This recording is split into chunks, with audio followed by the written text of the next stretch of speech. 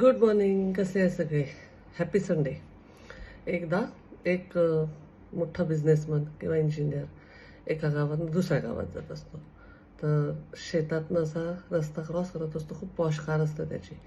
जाताना मध्ये असा एक छोटा नदीवरचा पूल त्याला लागतो आणि त्या पुलावर त्याची कार पंक्चर होते मध्ये. त्याला काहीच कळत नाही. खूप चिडचिड होते त्याची. काही हेल्प पण नसते. त्याच्यासोबत ड्रायव्हर पण नसतो नेमका त्या दिवशी.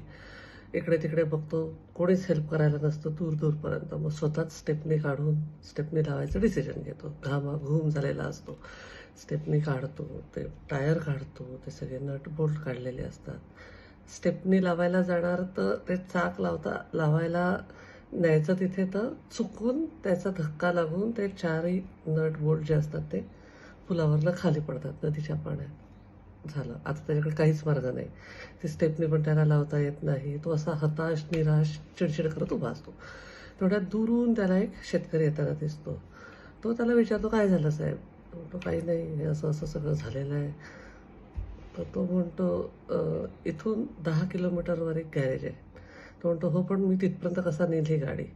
तर तो शेतकरी त्याला सांगतो, म्हणतो, ह्या 3 चाकांचा एक एक नट काढा आणि 3 नट ह्याचे लावा आणि अगदी स्लो स्पीडमध्ये तुमची गाडी त्या गॅरेजपर्यंत घेऊन जा.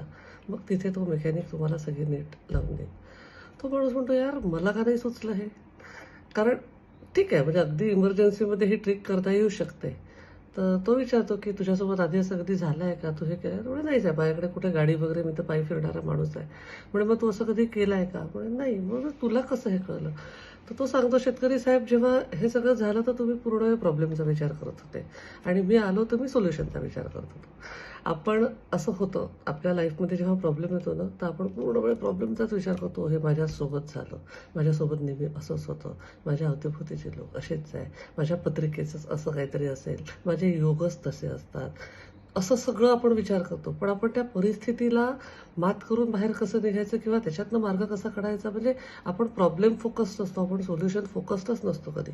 त्याच्यामुळे लाईफमध्ये खूपदा आपण ते असं आपलं रणगाणं गाण्यातच बिझी असतो. जेव्हा तुम्ही सोल्युशनकडे बघाल तेव्हा तुम्हाला पटकन मार्ग निघतील. तुम्ही प्रॉब्लेमवर फोकस करत राहिलात की प्रॉब्लेममध्येच अडकून पडाल. Stay best. I love you all. Life is beautiful.